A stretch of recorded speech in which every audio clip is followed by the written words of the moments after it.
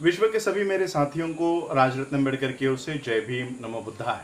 आज मैं आप लोगों को एक विशेष जानकारी देने के लिए ये वीडियो बना रहा हूँ।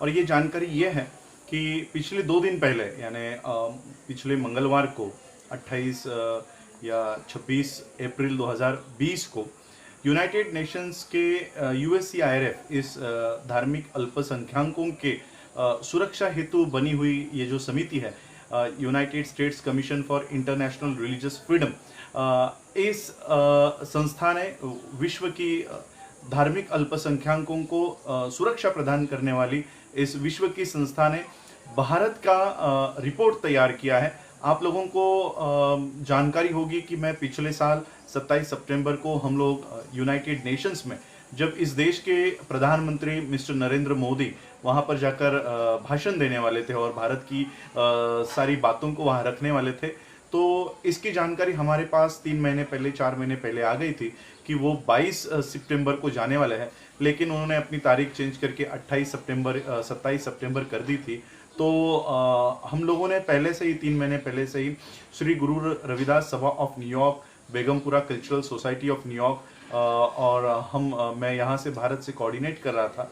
और जिस दिन नरेंद्र मोदी यूनाइटेड नेशंस में भारत की ओर से वो भाषण करेंगे, उसी दिन हेडक्वार्टर के सामने, यूनाइटेड नेशंस के हेडक्वार्टर के सामने वहाँ पर धरना प्रदर्शन करने का हम लोगों ने वहाँ पर नियोजन कर रखा था। तो हम लोग मैं यहाँ से भारत से न्यूयॉर्क गया और वहाँ पर हम लोगों ने धरना प्रदर्शन किया।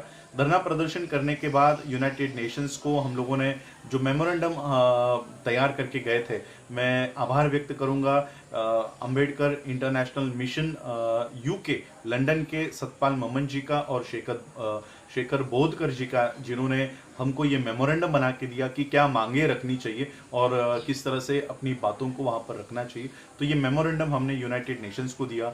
वो यूनाइटेड नेशंस के अंदर गया, प्लेटफॉर्म पे गया, उनके टेबल पे ये मेमोरेंडम गया और वहीं से मैंने जो आंदोलनकारी हम लोगों ने इकट्ठा किए थे, Shri Guru Ravidas Sabha of New York, Begampura cultural society, दूर दूर से यहाँ से लोग इस आंदोलन में शामिल हुए थे।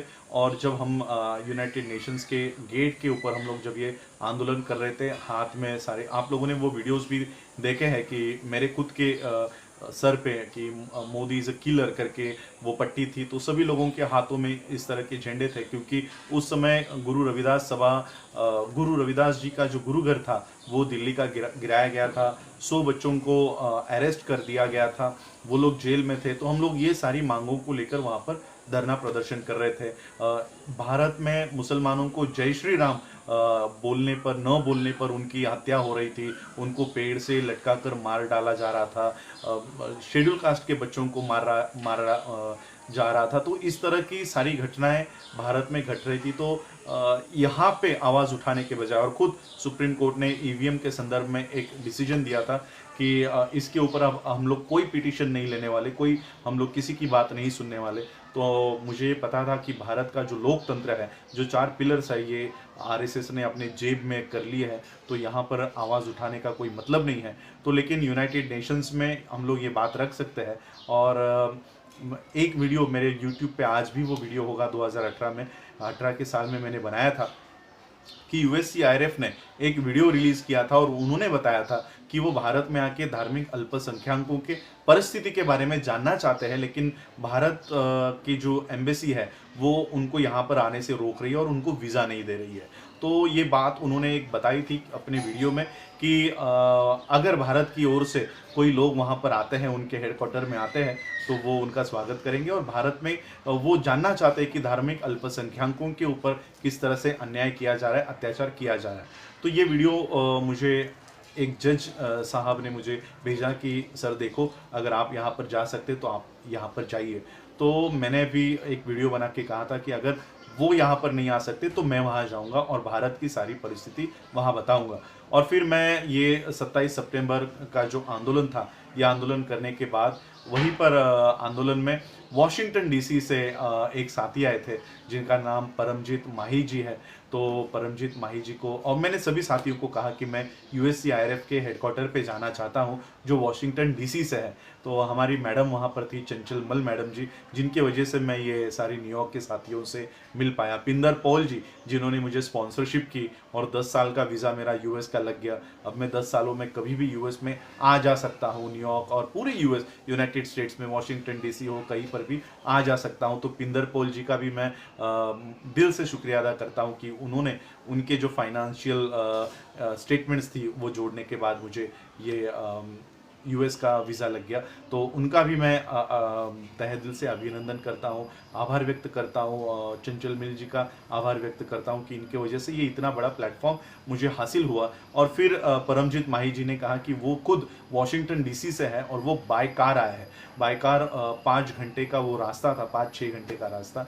तो उन्होंने कहा कि आप मेरे साथ चलिए, मैं आपको उस USCIRF के हेडक्वार्टर पर लेकर जाऊंगा। और फिर 1 अक्टूबर को मुझे हैरिसन एकिन्स करके जो पॉलिसी एनालिस्ट है, जो इंडिया के ऊपर उनको स्पेशल जिम्मेदारी दी गई है, तो उन्होंने मुझे अपॉइंटमेंट दी और फिर 1.5-2 घंटे तक हमारी वहाँ पर चर्चा चली। खुद परमजीत माही जी भी मेरे साथ इस चर्चा में थे और उन्होंने भी भारत में क्या क्या हो रहा है, मैंने भी भारत में क्या क्या हो रहा है, ये सारी बातें वहाँ पर बताई। और सतपाल ममनशी अम्बेडकर इंटरनेशनल मिशन UK के माध्यम से उन्होंने जो मुझे मेमोरेंडम तैयार करके दिया था वो मैंने वहाँ पर सबमिट किया। और हैरिसन एकिन्स जी ने मुझे विश्वास दिलाया कि आने वाले जो साल में है वो इंडिया के ऊपर ये रिपोर्ट बनाएंगे। अब ये रिपोर्ट उन्होंने रिलीज़ की है, ये जानकारी देने के लिए मैं ये वीडियो बना रहा हूँ। भारत के सभी मीडिया ने इस रिपोर्ट का बहिष्कार किया है, बॉयकॉट किया है। कोई भी मीडिया ये रिपोर्ट नहीं बताना चाह रहा कि इस रिपोर्ट में क्या लिखा है, और इसलिए ये रिपोर्ट, ये वीडियो बनाकर मैं आप लोगों को बताना चाह रहा हूँ कि ये रिपोर्ट में क्या लिखा हुआ है। सबसे पहले तो ये जानकारी देना चाहता हूँ कि USCIRF, United states commission for international religious freedom, ने ये कबूल किया कि भारत में धार्मिक अल्पसंख्यकों का उत्पीड़न हो रहा है, उनकी हत्याएं हो रही है। जय श्री राम न बोलने पर उन मुसलमानों को मारा जा रहा है, शेड्यूल कास्ट के बच्चों को मारा जा रहा है, ये उन्होंने कबूल किया। और कुछ चर्चेस के ऊपर, क्रिश्चियनों के ऊपर भी हमले हो रहे हैं, तो ये उन्होंने रिपोर्ट में कबूल किया कि हाँ, कि भारत में इस तरह का माहौल बनाया हुआ है। और भारत को countries for particular concern CPC यानी विशेष ध्यान देने योग्य देश के सूची में USCIRF ने भारत का समावेश किया है। अब इसके बाद भारत में किसी भी तरह का हेट स्पीच होता है, धार्मिक उत्पीड़न होता है, किसी भी अल्पसंख्यक, चाहे वो मुस्लिम हो, चाहे वो बुद्धिस्ट हो, या चाहे क्रिश्चियन हो, किसी भी धार्मिक अल्पसंख्यकों के ऊपर अगर कोई भी अन्याय होता है, कोई भी अत्याचार होता है, किसी सिख को भी अगर कोई अन्याय अत्याचार होता है, तो USCIRF उसमें डायरेक्टली इंटरफेयर करेगी। और इस तरह का पहला ये कदम उन्होंने उठाया है कि भारत को उन्होंने CPC के लिस्ट में समाविष्ट किया है, कंट्री ऑफ पर्टिकुलर कंसर्न के यादी में, सूची में भारत का समावेश USCIRF ने किया है। दूसरी बड़ी बात, जितने भी ऑफिशियल्स मोदी सरकार के हैं, जितने भी जो ऑफिसर्स और मंत्री है मोदी सरकार में, उन सभी लोगों को US का वीज़ा ये उनको बैन किया गया है। किसी को भी US का वीज़ा नहीं मिलने वाला।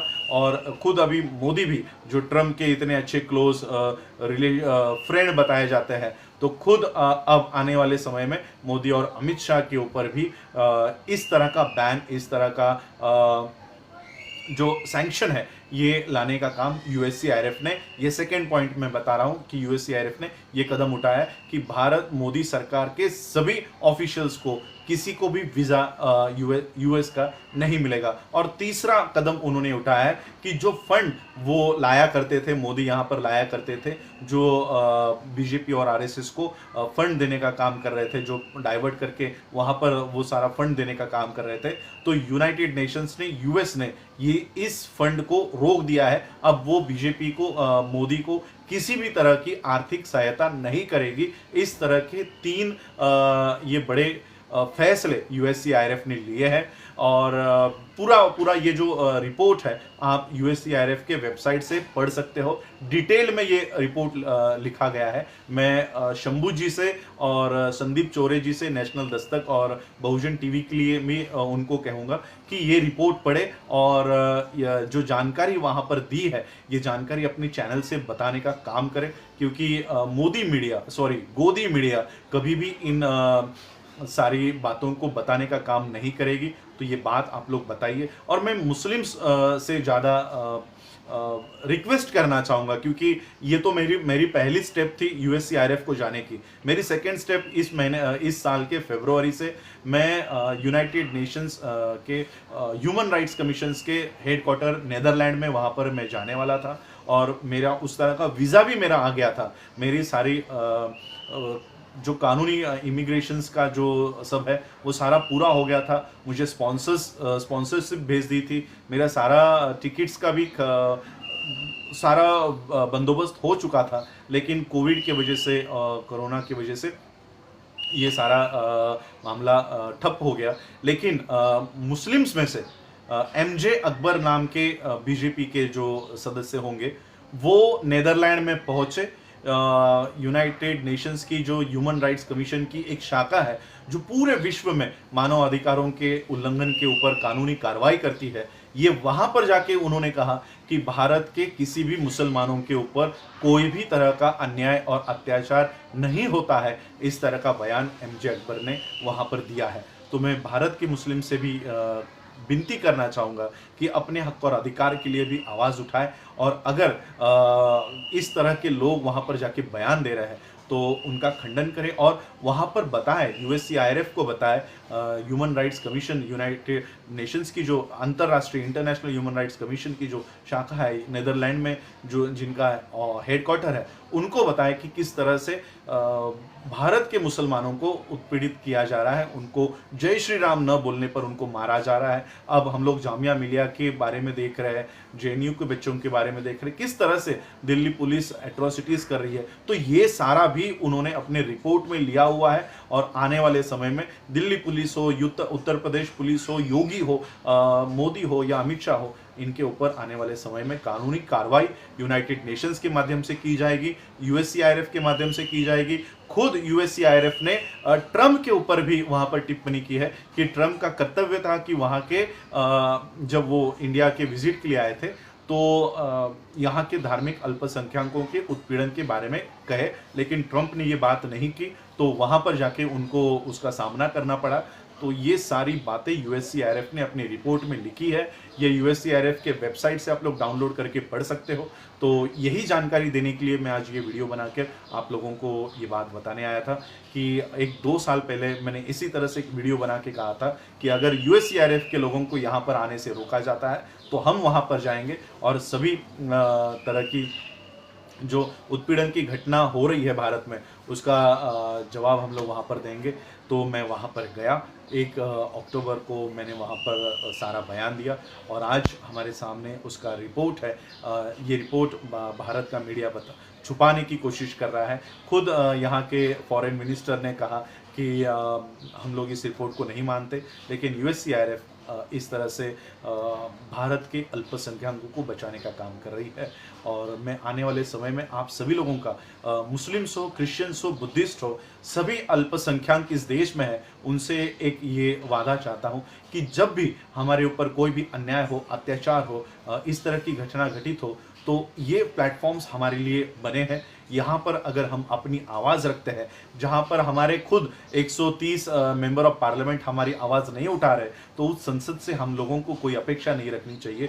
जहाँ पर सुप्रीम कोर्ट जब कोरोना के इस प्रादुर्भाव से पूरा देश जूझ रहा है, तब सुप्रीम कोर्ट के जजेस कह रहे हैं कि शेड्यूल कास्ट की लिस्ट को फिर से बनाया जाए और शेड्यूल कास्ट नई तरीके से कौन कौन शेड्यूल कास्ट की जातियों में आ रहे। तो इस तरह का काम कोरोना के पीछे, कोरोना के आड़ में ये किया जा रहा है। संविधान को नष्ट करने का काम कोरोना के आड़ में भारत में हो रहा है। अभी आज सुबह एक खबर आई है कि महाराष्ट्र के मुंबई में आईएफएससी का जो ऑफिस हुआ करता था, जो सारा कैपिटल यहाँ पर हुआ करता था, वो गांधी धाम में शिफ्ट किया जा रहा है और सभी आर्थिक व्यवहार अब गुजरात में होंगे और पूरे देश की जो आर्थिक व्यवस्था है वो अब गांधीधाम से चलाई जाएगी।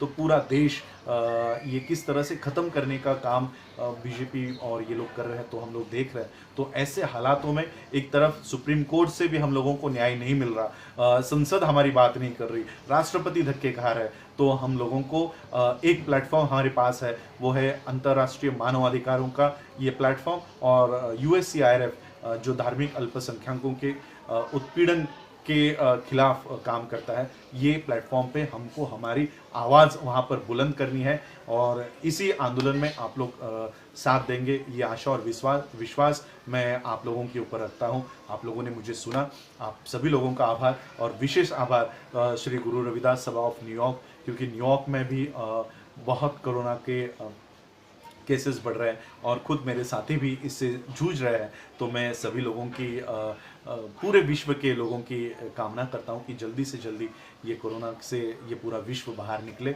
और आप लोग भी अपना ख्याल रखें। तो सभी लोगों ने जिन जिन लोगों ने मुझे इस मोमेंट में साथ दिया, मैं सभी लोगों का आभार व्यक्त करता हूं और यही रुकता हूं। आप लोगों ने मुझे सुना उसके लिए आभार। जय भीम, जय भारत, जय बुद्ध।